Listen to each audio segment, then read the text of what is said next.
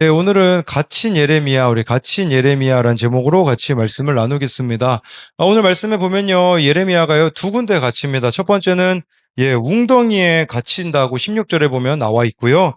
그리고 나중에는 이제 감옥들에 또 갇히게 되어지는 예레미야인데, 사실 환경적으로 보면 뭐 이런 거에 갇힌다고 볼 수 있겠지만, 예레미야가 갇힌 것은요, 그냥 단순히 환경 상황이 아니라 말씀에 갇혀 있다라는 측면으로 우리가 보아야 되는 겁니다.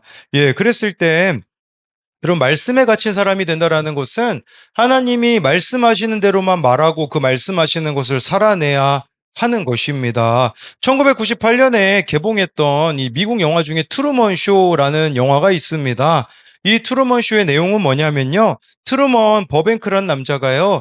태어나는 순간부터 초등학교, 대학교, 그리고 결혼까지 일거수일투족을 다 촬영해서 방송으로 내보내는 다큐 멘털이었습니다. 하지만 트루먼은요, 본인만 이게 방송이라는 것을 모르는 상태였어요. 그냥 자기가 실제 그냥 실상을 사는 것 같지만, 네, 그게 아니라 다 이건 조작된 거였어요. 그러다 보니까요, 아내 엄마까지도 다 연기자였습니다. 각본에 짜여진 대로 트루먼 주변 인물들은 연기를 하고요. 때로는 뜬금없는 멘트로 광고를 하기도 합니다. 그가 살고 있던 세상이 진짜가 아니었던 거죠. 근데 이게요, 실제로 일본에서도 이걸 가지고서는 쇼를 했었어요. 저 코미디언이 그 당시 무명 코미디언이었는데 1998년도 1월에요. 일본 도쿄에서 무명 청년 코미디언이 나체로 굶주린 채 단칸방에 갇혀서 방송 잡지 경품 응모로만 예 연명하는 생존 게임에 휘말립니다. 그러니까요, 주어진 것은 경품 응모를 위한 잡지들과 엽서와 필기구밖에 없었다고 해요. 그러니까 막 그거 당첨돼가지고 1,000만 원에 도달하면 풀어주겠다였던 거죠. 근데 24시간 동안 그의 삶이 촬영이 되어서 15개월 동안 그가 저 단칸방에 갇혀 있었다고 합니다. 개 사료로 허기를 달래고 고립감에 조울증까지 생긴 그의 기행은 생중계가 되었습니다. 영국의 어느 감독 클레어 티틀리라는 사람은요, 이 무명 코미디언의 인권을 유린해 웃음을 짜낸 90년대 일본 예능업계 추악한 민낯을 폭로하지만, 여러분, 그런데요, 이렇게 그가 15개월 동안 갇혀 있는 게 빛을 발하게 되어지는 사건이 두 가지가 찾아오게 됩니다. 하나는 뭐냐면 2011년에 동일본 대지진이 덮쳤을 때 그는 그 인지도, 일본 모든 사람이 그를 아는 거죠. 인지도로 인하여서 이 고향의 재건을 도우며 극복하는데 도움이 되었다라는 것을 그렇게 첫 번째 사건이 그렇게 도움이 되었고요. 두 번째, 그가 이렇게 15개월 동안 갇혀 있었던 게 언제 도움이 됐냐? 코로나 기간 동안에 그는 SNS에다 이렇게 썼다고 합니다. 이 프로그램, 그가 갇혀 있었던 프로그램이 전파소년이라는 프로그램이었는데요. 전파소년 때 제가 1년 넘게 방 안에 혼자 갇혀 생활한 모습 보셨죠? 이번 팬데믹도 함께 극복합시다라고 그가 이야기하자 많은 이가 위로를 받았다고 해요. 왜 위로를 받았겠습니까? 15개월 동안 갇혀 있었던 경험이 있었기 때문이라는 거죠. 여러분, 우리는요, 하물며 우리가 말씀에 갇혀서 살고 있는 예레미야를 통해 지금 우리가 얼마나 많은 위로를 받습니까? 여러분, 예레미야 때와 지금을 비교하면요, 거의 한 2600년 정도 전 인물이 아닙니까? 근데 그의 삶을 통하여서 지금도 우리가 위로를 받을 수 있다면 우리가 지금 살아가는 이 삶 속에서 말씀에 갇히는 삶을 살아갈 때에 정말 다른 일을 살리는 통로로 우리들이 얼마나 크게 쓰임을 받을 수 있느냐라는 거죠. 그래서 오늘 말씀을 통해 갇힌 예레미야를 같이 나눌 텐데요.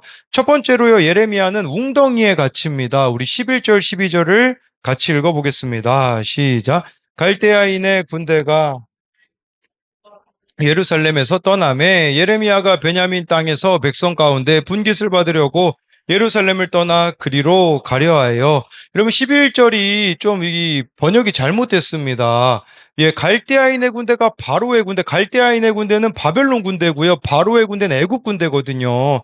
그러니까 이거를 그냥 잘못 읽으면 아, 바벨론 군대가 애국 군대가 두려워서 예루살렘을 떠났구나. 근데 이 두려워하다라는 단어를 원어로 보면요. 그게 아니라 이것은 상대방에게 다가가는 것이라는 의미를 가지고 있어요. 그러니까 이렇게 바벨론 군대가 예루살렘에서 철수한 것은 애국 군대를 두려워했기 때문이 아니라 그들과 맞서 싸우기 위하여서 갔다. 여러분 이렇게 번역하는 게 원어적으로는 더 맞는 번역입니다. 그래서 12절에 보니까요. 예레미야가 베냐민 백성 가운데 분깃을 받으려고 예루살렘을 떠나 거길로 가려고 하는 거죠.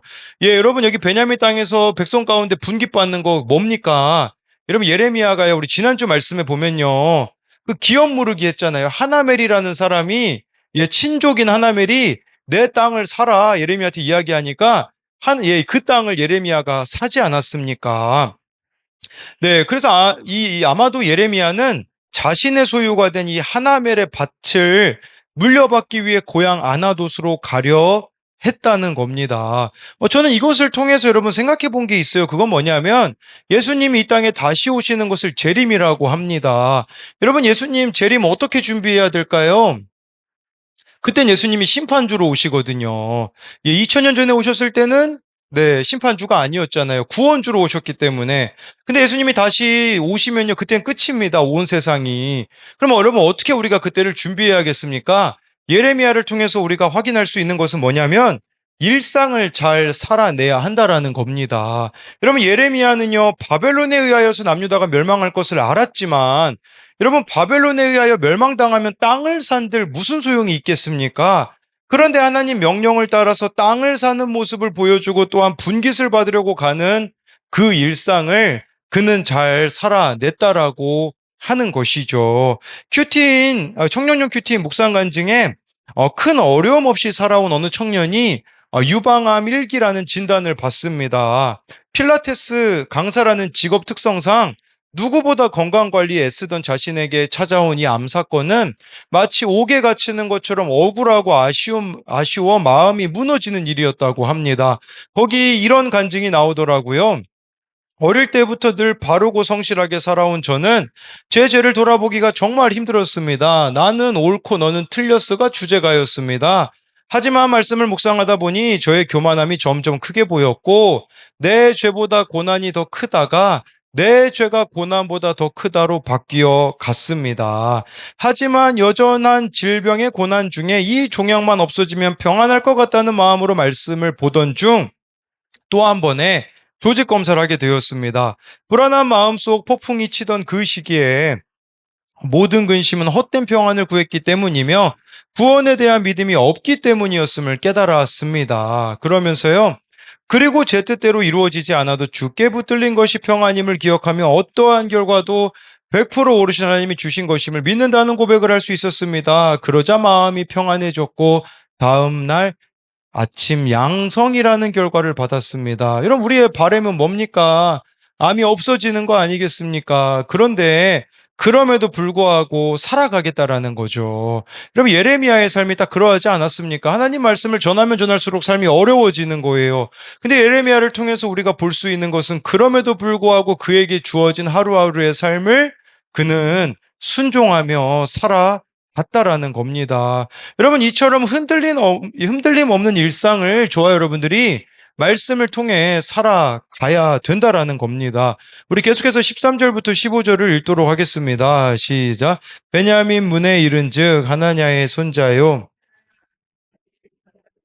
이름하는 문지기의 우두머리가 선지자 예레미야를 붙잡아 이르되 내가 갈대아인에게 항복하려 하는도다. 예레미야가 이르되 거짓이다. 나는 갈대아인에게 항복하려 하지 아니하노라. 지 아니하고 예레미야를 잡아 고관들에게로 끌어가매 고관들이 노여워하여 예레미야를 때려서 서기관 요나단의 집에 가두었으니 이는 그들이 이 집을 옥으로 삼았음이더라.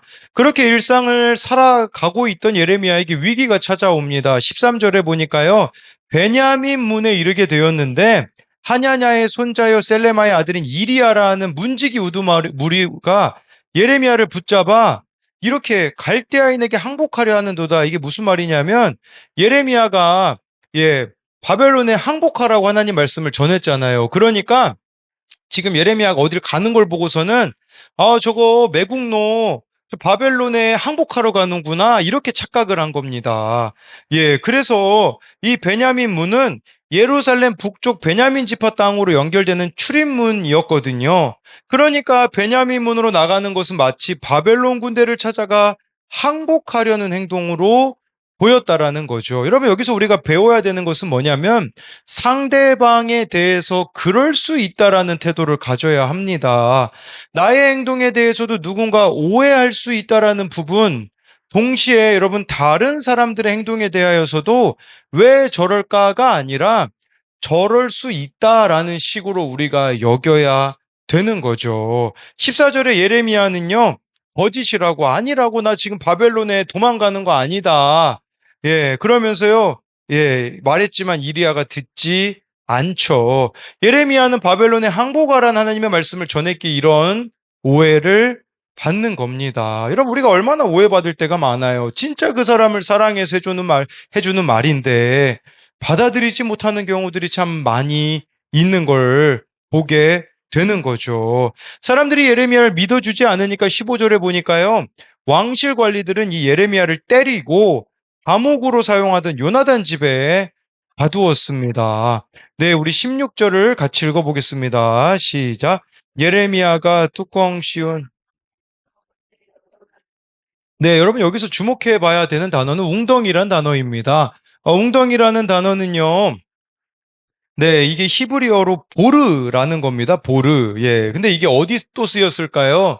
예, 이것이 쓰인 곳은요, 창세기에 보면 나옵니다. 어디냐면, 요셉이 그 형들이 질투해서 웅덩이에 가두지 않습니까? 요셉을 죽이려고 그 웅덩이에 가뒀다가, 예, 그 애굽 상인에게 팔아넘기잖아요. 거기 쓰인 웅덩이가 바로 여기 쓰인 웅덩이에요. 예, 여러분, 이곳은 혼자 힘으로는 빠져나올 수 없고 기진맥진해져서 죽게 되는 곳이 바로 웅덩이입니다. 여러분, 저와 여러분들의 삶에도 이 웅덩이가 있을 수 있어요. 그 웅덩이는 혼자 힘으로 빠져나올 수 없는 그게 바로 여러분들의 웅덩이라고 할 수 있어요. 여러분, 이것은 과거로부터 이어지는 상처 또는 트라우마라고도 할 수가 있겠죠. 내 힘으로 여러분 트라우마, 상처 못 빠져나오죠. 그게 바로 저와 여러분들의 웅덩이인 거겠죠. 관계 회복도 마찬가지지 않겠습니까? 내 힘으로는 할 수 없는 그게 바로 웅덩이인 겁니다. 저는 이 웅덩이를 하나님의 말씀으로 빠져나오게 하시는 게 참 감사하더라고요. 뭐 제가 너무 많이 한 이야기지만 코로나 때 사역이 망했습니다. 제가 망했다고 해서 누가 저에게 뭐라고 했습니까? 저에게 뭐라고 한 사람은 아무도 없었어요. 그런데 그게 바로 제 자격지심이라는 걸 이번 주에 깨닫게 되었고요. 오늘 새벽 큐티 말씀에 제가 그런 질문을 드렸잖아요. 네, 바로 갈대아인에 대하여 원망하고 있지 않는가 이제 그런 질문을 드렸는데 저는 생각나는 게 있더라고요.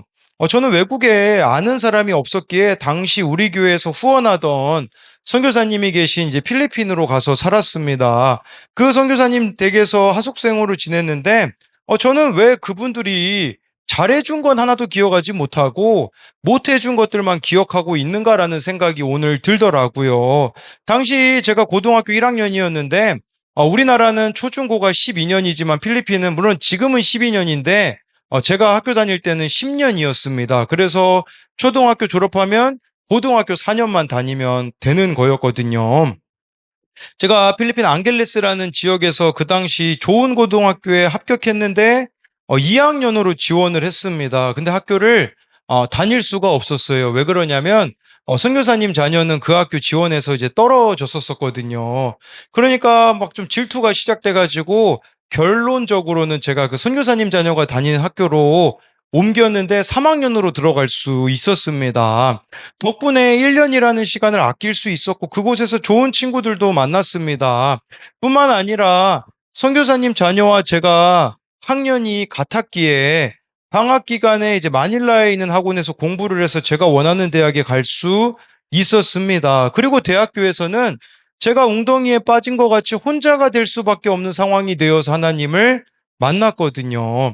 그러면 하나님 만나면 그보다 더 큰 은인이 어디 있겠습니까? 근데 저는 자기만의 웅덩이에 갇혀서 그분들을 미워하는 마음이 컸는데 오늘에서야야 정말 그게 회개가 되어지더라고요. 여러분 이것이 웅덩이에서 나오는 게 아니겠습니까? 여러분 이처럼 웅덩이에서 나올 수 있는 방법은 말씀만이 우리 삶을 다른 관점으로 해석해 주어서 상처로부터 트라우마로부터 나의 발목을 잡는 그 무엇으로부터 벗어나게 해준다라는 겁니다. 그래서 이것에 대한 두 가지 적용도요. 나는 일상을 어떻게 살아가고 있습니까? 매일 여전한 방식으로 하나님과 교제하며 순종하며 살아가고 있습니까? 또 한 가지는요. 요즘 내가 갇혀 있는 곳은 어디입니까? 그건 역시 주님의 통치 아래 있음을 믿습니까? 말씀으로 빠져나와야 하는 나의 웅덩이는 무엇입니까? 두 번째로는요, 예레미야는 말씀의 자신을 가둡니다. 우리 16절, 17절을 읽겠습니다. 예레미야가 뚜껑 씌운 웅덩이에 시드기야 왕이 사람을 보내어 그를 이끌어내고 왕궁에서 그에게 비밀이 물어 이르되 여호와께로부터 받은 말씀이 있느냐? 예레미야가 대답하되 있나이다. 또 이르되 왕이 바벨론의 왕의 손에 넘겨 지리이다. 여러분 26절에 보면 웅덩이 들어간 지 여러 날 되었을 때 시드기야 왕이 사람을 보내서 꺼내 옵니다. 이 예레미야를요. 그러면서요, 비밀리에 물어봐요. 여호와께로부터 받은 말씀이 있느냐라는 거죠. 여러분 같으면 이때 이 시드기야 왕에게 뭐라고 말하겠습니까? 사실 고맙지 않습니까? 내가 지금 웅덩이 갇혀 있었는데 시드기야 왕이 꺼내줬거든요. 예. 시드기야 왕을 통해 그곳에서 벗어나게 되는데 여러분 이런 상황이라면 예레미야 입장에서 시드기야가 듣기 좋을 만한 메시지를 전해주어야 자신에게 유리할 겁니다. 근데 예레미야는 어떻게 합니까? 17절 후반절에 왕이 바벨론의 왕의 손에 넘겨지리다라고 말씀해 주고 있어요. 그가 듣고 싶어 하는 메시지가 아니라 하나님의 말씀을 그대로 전했다라는 거예요. 여러분, 예레미야의 메시지는 달라진 게 없습니다. 하나님의 뜻과 질서는 우리의 기대와 바램에 따라 바뀌지 않습니다. 시드기야의 문제는 뭡니까? 자신은 변하지 않으면서 하나님의 말씀이 바뀌기를 기대하는 거죠. 여러분, 내가 원하는 답을 확인하려고 말씀을 찾는다면 그것은 불신입니다. 네. 그렇지만 여러분, 믿음은요, 하나님께서 이미 나에게 주신 말씀을 믿고 그 말씀으로 나 자신을 돌아보는 게 믿음입니다. 저는 그런 점에서 예레미야가 시드기야 왕을 진정으로 사랑했다고 생각합니다. 여러분, 이것은요, 인간의 그런 사랑을 넘어서는 거 아니겠습니까? 사실 뭐 인간적이라면 이 정도면 뭔가 보답해줘야 되고 좋은 말 해줘야 되고 그렇지 않겠습니까? 그런데 진짜 이 시드기야 왕에게 필요한 말을 해줄 수 있는 자, 저는 이게 하나님의 사랑으로만 가능하다라는 생각이 들더라고요. 사랑하지 않고서 이렇게 하나님 말씀을 그대로 전할 수는 없는 거죠. 여러분, 그런 의미에서 예레미야는 말씀의 자신을 가두는 거예요. 말씀이 말씀하시는 대로만 말하는 자가 되는 거. 이거 얼마나 어려운 건지 아십니까, 여러분? 시드기야에게 동시에 필요한 것은 말씀에 매이는 거죠. 이런 말씀에 이 시드기야가 매이기 위해서 필요한 건 뭡니까? 내 생각과 정반대되는 이 메시지를 받아들이는 거죠. 우리는 이걸 뭐라고 합니까? 자기를 부인한다고 하는 거죠. 여러분, 말씀에 자신을 맞추는 거, 이게 바로 자기 부인입니다. 안타깝게도 예레미야가 선포하는 여호와의 말씀을 존중하면서도 그에게는 이 말씀을 따를 용기가 없을 뿐더러 말씀을 실천함으로 나라와 백성의 미래를 바꾸려는 담대함도 없는 지도자였다라는 겁니다. 여러분, 말씀의 나를 가두고 계십니까? 이 의미는 말씀의 나를 맞추어 가고 계시냐라는 겁니다. 예수 향남교회를 담임하고 계시는 정갑신 목사님이 설교하신 내용을 들었는데 거기 둘째 딸에 대한 내용이 나옵니다. 이 둘째 딸이요, 집에서는 그야말로 숙제 중에 숙제였다고 합니다. 초등학교 5학년 때부터 사춘기뿐 아니라 ADHD가 있었고요. 성격이 무척 거칠었고 아내와 맞붙어서 싸우면 아내가 정말 죽고 싶다고 그랬고요. 방문도 여러 번 부서지고 신앙생활도 제대로 안 할 뿐 아니라 이제 중학교에 들어가면서 담배도 피고 했다고 합니다. 그 당시 안산 동산교회 부교육자로 이 목사님이 계셨는데 딸이 너무 부끄러웠다고 합니다. 중학생이었는데 중등부 분위기를 흐려놓고 길에서 욕하다가 들키고, 성도님들이 뭐 안산 동산교회가 대형교회거든요.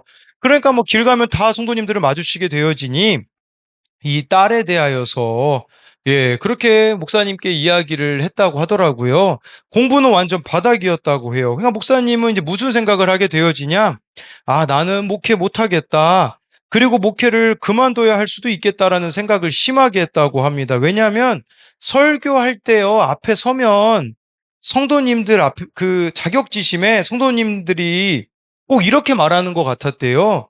내 딸이나 잘 키워. 이렇게 느껴지니까 설교할 때마다 자신이 없는 거죠.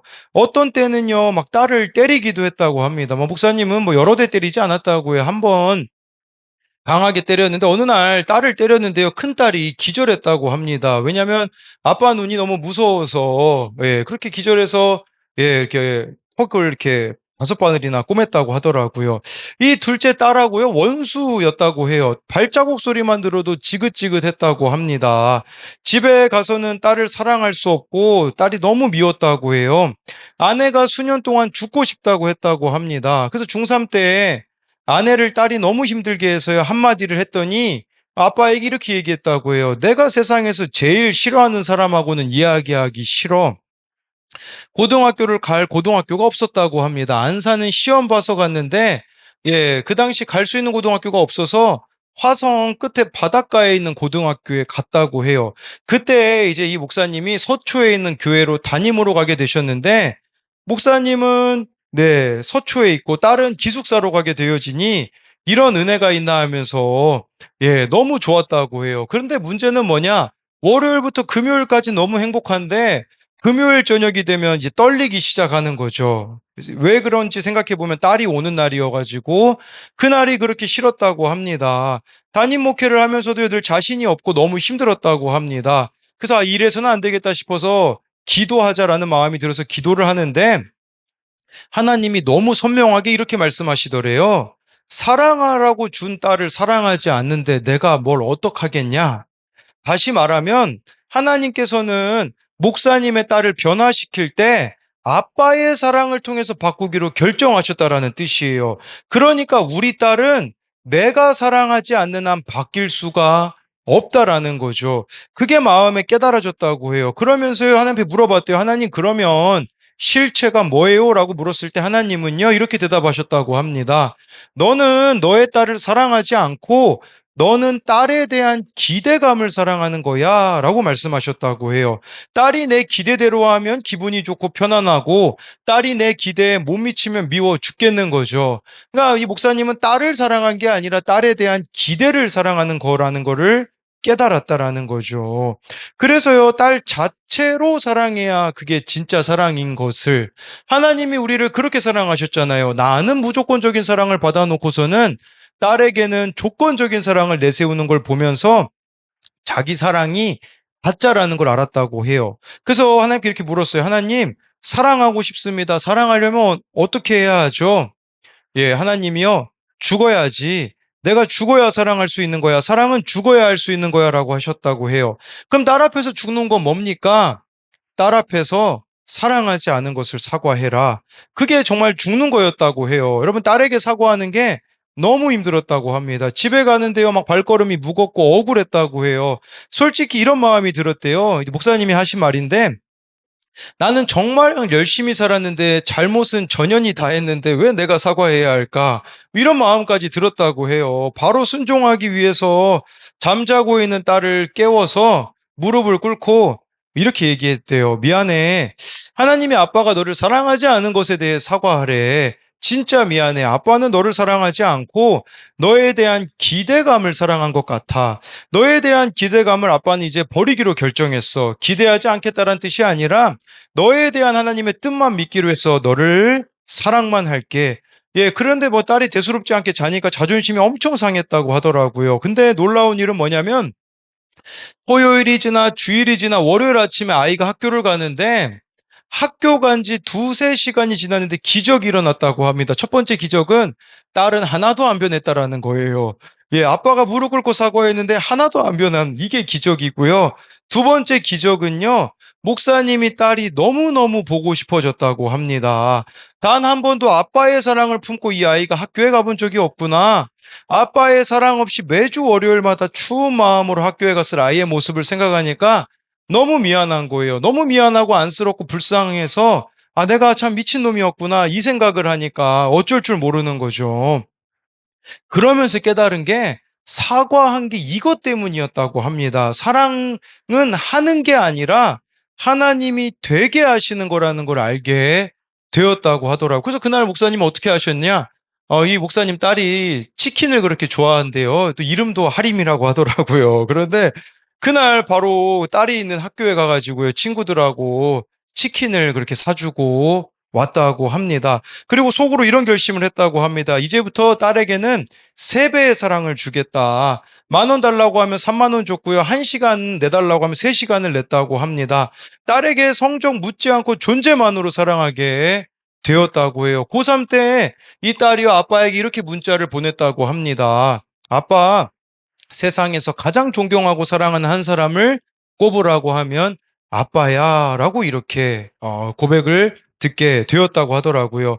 여러분, 말씀의 나를 가두는 길은 내가 죽는 길입니다. 내 자아가 죽는 길이라는 것이겠죠. 아니, 오늘 이렇게 찬양팀 하려고 7시 내려왔는데 표정 안 좋게 서 있는 애가 한 명 있었어요. 누구냐? 우리 김진규가 딱 서 있어가지고 이 아빠에 대한 너무 불평이 있는 거예요. 5시쯤에 우리 안수희 쌤에게 전화가 왔거든요. 우리 진규 오늘 찬양팀 할 수 있냐고. 그래서 당연히 할 수 있다고 하니까 그 수화기 너머로 김진규의 그 찝찝함이 느껴지더라고요. 그래서 우리 진규가 제가 이렇게 얘기했어요. 진규야, 너 아빠한테 복수하고 싶니? 그랬더니요. 우리 진규가 그렇게 얘기하더라고요. 네, 목사님. 우리 아빠가 가장 싫어하는 거 시켜주세요. 목사님 말 안 들으면 담임 목사님 통해서라도 시켜주세요. 그런데 제가 이번 주 진짜 안수집사님에서 기도한 게 있거든요. 근데 말은 못했지만 제가 조만간 연락드리겠습니다. 우리 안수집사님이 싫어하실 수 있지만 근데 정말 이거는 네, 우리 동규 진규가 또 살아날 수 있는 길인 그게 한 가지가 있어요. 이거는 뭐 여기서 얘기하면 안 될 것 같아서 제가 연락을 드리겠습니다. 여러분 22일 큐티 말씀이 이 여호야김 왕이 그 두루마리를 막 칼로 베고 불에 태우지 않습니까? 오늘 제 아내가 솔직하게 큐티 나눔을 했는데 어제 저한테 솔직히 얘기해 줬어요. 우리 강혜찬이 말을 정말 안 들어요.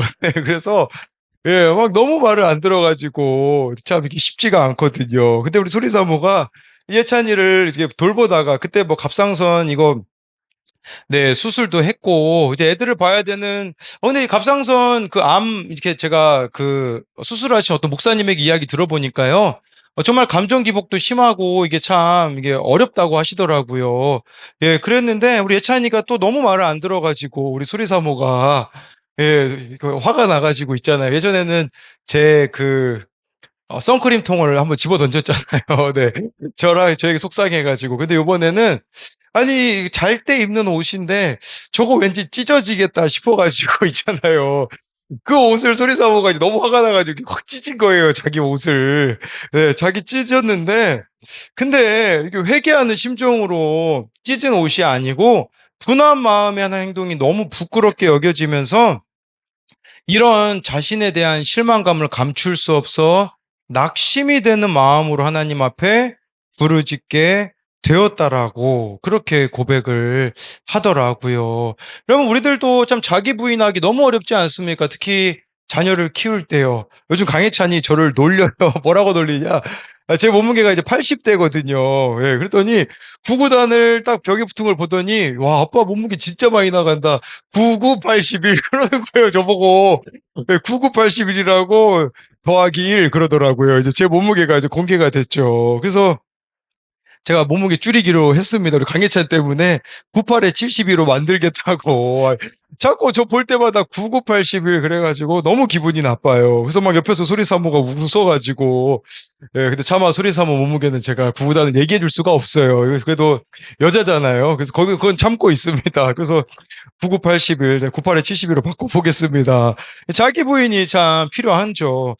제가 지난 수요일에 이제 우리들 교회 목회자 세미나 패널로 불러주셔서 다녀왔거든요. 뭐 우리 교회에서는 제가 너무 자주 다녀오기 때문에 당연한 것으로 알지만 여러분 그 패널 자리 경쟁이 치열합니다. 근데 저기 이제 김양재 목사님하고 같이 사진 찍었는데 저기 계시는 다른 패널 목사님들은요. 대단하신 분들이에요. 뭐 제 옆에 계신 분은요. 안성에서 제일 큰 교회 하고 계세요. 근데 안성 제일장로교회라고 안성에서 네, 정말 이 교회가 크더라고요.